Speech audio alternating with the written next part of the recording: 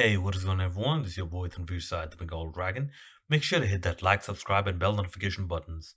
If you're noticing another change in sound quality, I actually swapped in my Blue Snowball Ice microphone for the Blue Yeti Nano because I've actually seen that the Blue Yeti Nano is almost universally considered one of the much better mics for podcasting or making videos of this nature. But anyways, this video is about analyzing the preliminary squad. So it is a squad analysis video for the Bangladesh tour of Sri Lanka consisting of two tests. So starting with Mominul Haq, no brainer, he's the captain.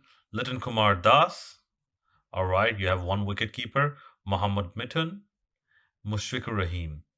After that, you have Tamim Iqbal and you have Shadman Islam. There are no surprises there. They're seeming to stick with Shadman Islam. Abu Jaid. Now, Abu Jaid, they have to get behind him. I mean, if he's going to play a prominent role, you have to consistently give him matches because you cannot play a player in one test match and not play him in the second test match and then believe that he is supposed to shine the moment he gets on the field.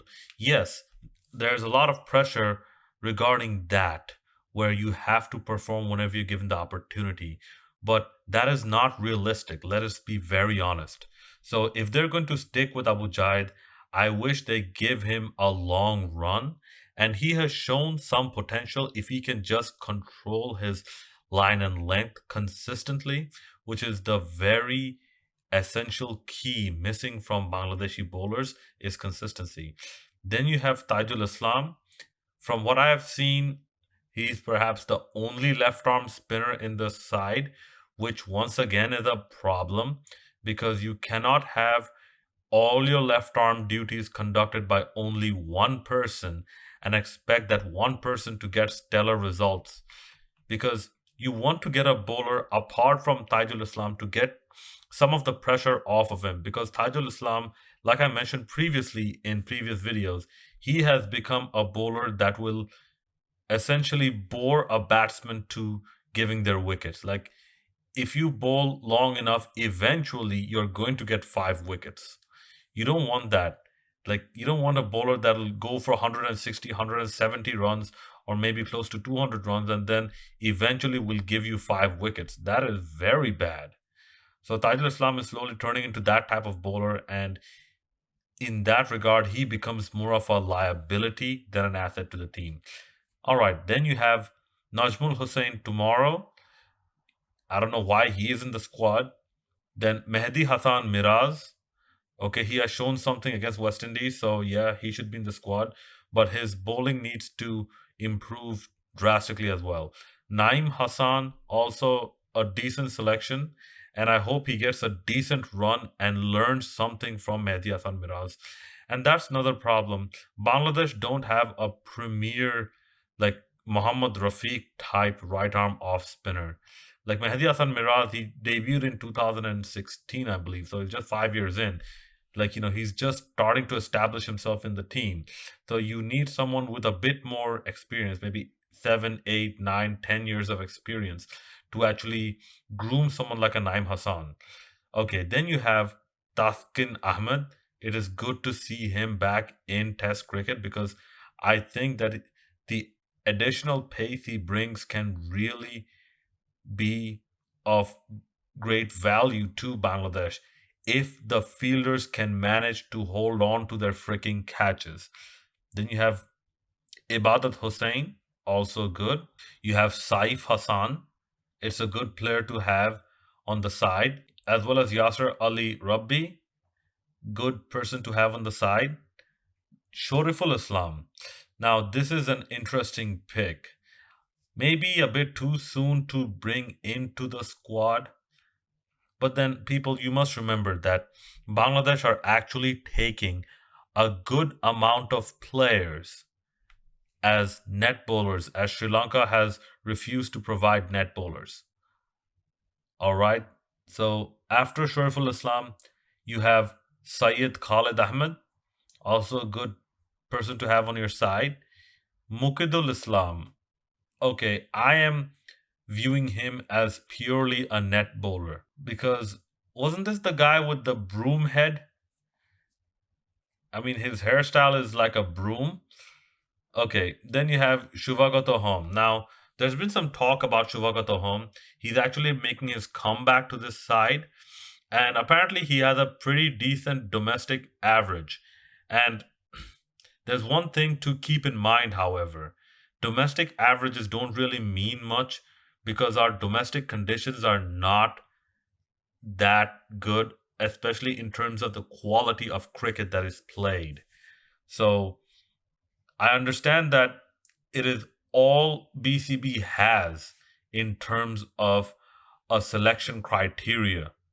So they're using the only selection criteria they have. So can't blame them too much for that. Shohidul Islam.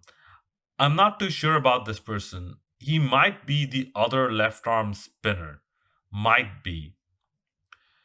Okay. And then you have Nurul Hassan.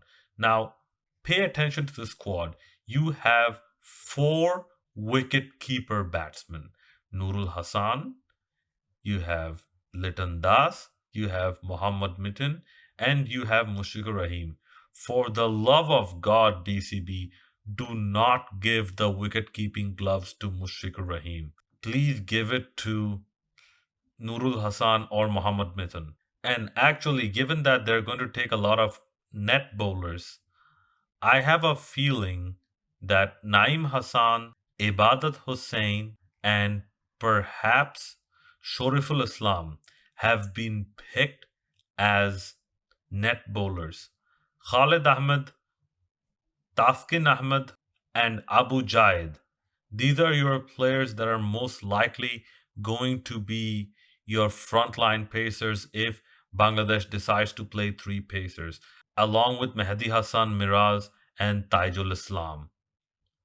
So overall, my only complaint is that Bangladesh don't have an additional pure left arm spinner. I don't know about Shohidul Islam, but from what I am seeing, Bangladesh have only one left arm spinner that I know of, which is not good.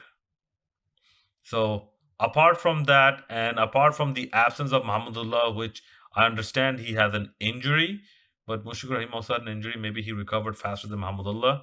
I would say it's a pretty balanced squad. It's a good thing Mustafizur Rahman was not on this side because he had an absolutely embarrassing performance when it comes to the tour of New Zealand that was just concluded in the most embarrassing way possible. So those are my thoughts on the squad that was selected, the preliminary squad that was selected. Please do let me know what your thoughts are in the comment section below. And as always, hit that like, subscribe, and bell notification buttons. And please do kindly provide some feedback on how I can improve my audio quality moving forward, because I really want to make my videos in a more presentable fashion instead of the ones that I used to do seemingly a few months ago, where the audio quality was so bad and the camera was so blurry that it felt like I'm doing this with equipment that I got from 2005. All right. Please do hit that like, subscribe, bell notification buttons, and leave your comments on what you think would be the playing 11 out of this team that is selected. This is your boy Tanveer Said, the Bengal Dragon, signing out.